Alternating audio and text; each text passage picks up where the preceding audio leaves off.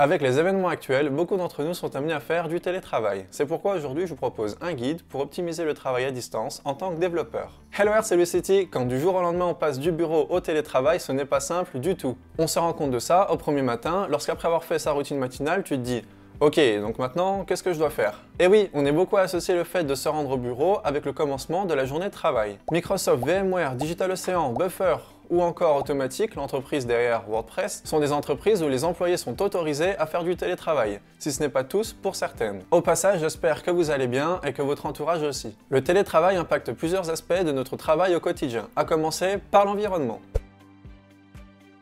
Ce n'est pas parce que vous travaillez peut-être de la maison qu'il ne faut pas donner le meilleur de vous-même. Assignez-vous un espace de travail dédié, ne travaillez pas de votre lit ou de votre canapé. Choisissez un endroit chez vous que vous assignez en tant qu'espace de travail. Si vous n'avez qu'une seule table, alors attribuez-vous une chaise précise dans un angle particulier qui déterminera votre position lorsque vous travaillerez. N'hésitez pas à mettre un canard en plastique, une plante et ou une peluche sur votre bureau. La méthode du canard en plastique consiste à expliquer le code source que l'on a écrit à un collègue ou même à un objet inanimé. Le simple fait d'exprimer ses pensées à voix haute est censé nous aider à trouver nos erreurs. Aussi, lorsque la situation du Covid-19 sera rétablie, essayez d'aller dans un open space pour en faire votre espace de travail.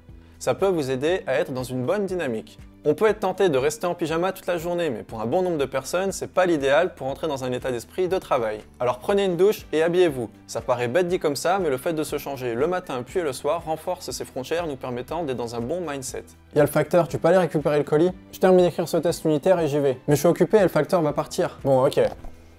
J'imagine que beaucoup d'entre nous se reconnaissent dans cette scène. Ou encore le « à table » quand tu es en visioconférence. Les membres de votre famille ont besoin d'apprendre, comme vous. Alors ayez une ou deux conversations pour leur faire comprendre. Le plus difficile est de leur faire comprendre que vous n'êtes pas à la maison en fait.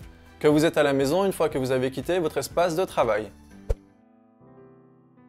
Au bureau, on compte tellement sur la communication synchrone que ça peut être déstabilisant de ne plus avoir cette commodité. En effet, on peut facilement se tourner vers les collègues en personne. Quand on travaille à distance, c'est complètement différent parce qu'on se base avant tout sur la communication asynchrone. La communication synchrone sera utilisée pour les choses urgentes, comme une réunion via un appel vidéo ou encore si l'environnement de staging tombe. Pour travailler de manière efficace en asynchrone, voici quelques astuces. Documenter. Si ce n'est pas documenté, alors ça n'existe pas. Prenez des notes de ce que vous apprenez et de ce qui est dit pendant les réunions. C'est important. Personnellement, j'ai toujours un fichier Markdown d'ouvert. Ça me permet de noter les grandes lignes de ce que je suis en train de faire en termes d'architecture, de bug tracking, etc.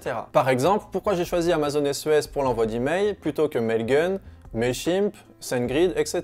Comment j'ai procédé à la mise en place de ce service? Quelles sont les réponses que j'ai apportées pour sortir de l'environnement de Sandbox? Une fois que j'ai terminé ce sur quoi je bossais, je vais reprendre mes notes et rédiger la documentation à l'aide de Typora, qui est un éditeur Markdown. Puis je vais utiliser VuePress pour centraliser la documentation. La documentation sera versionnée via Git, en passant par GitHub, et sera déployée sur Netlify. Il est important de rendre la documentation simple d'accès pour tous vos collègues. D'ailleurs, je ferai sûrement une ou plusieurs vidéos sur mes workflows. Pense bien à t'abonner si ça t'intéresse. Créez un guide dédié à votre communication interne. Si vous utilisez Slack, Microsoft Teams ou un autre outil, assurez-vous de le spécifier dans ce guide en mettant en place des standards. D'ailleurs, GitLab a fait un super travail à ce sujet. Pour la création de ce guide, vous pouvez utiliser Notion. S'il y a bien une chose qu'il faut retenir, c'est celle-ci.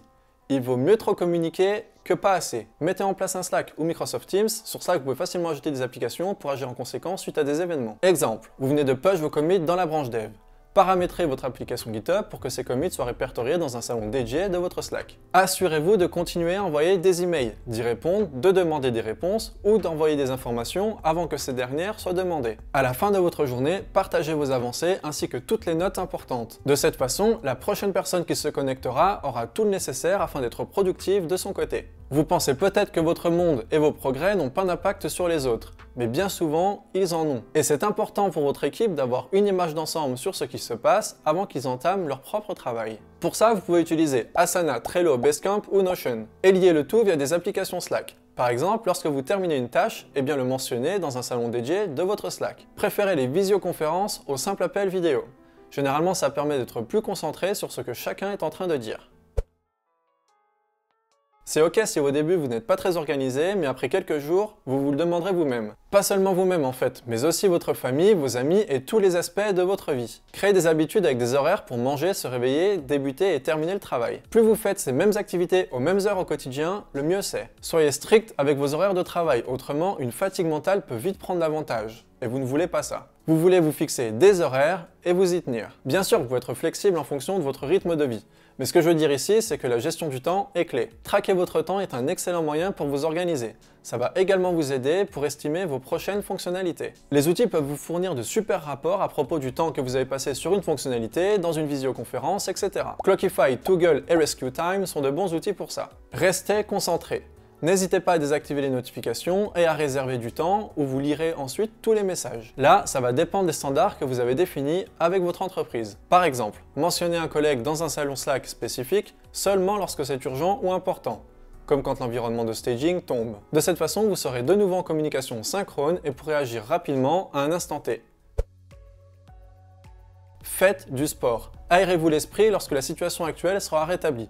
Allez vous promener en montagne, en forêt, ça fait un bien fou. Personnellement, c'est ce que je fais. Ça aide à aérer mon esprit, à prendre du recul sur mes projets et à revenir avec plus d'énergie. Sautez sur place, dansez, faites des burpees, des pompes ou autres. Tous les sports sont bons dans notre domaine. L'idéal est de vous réserver du temps pour des activités sportives. Je mets ce point dans la santé parce que je trouve que ça fait partie de la santé mentale.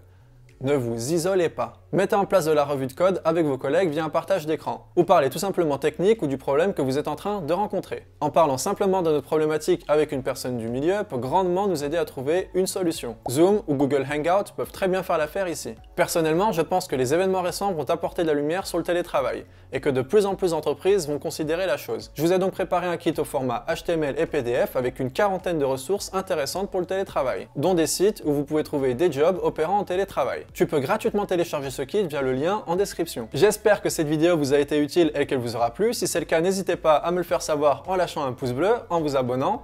En attendant, restez passionnés et à la prochaine. Salut tout le monde!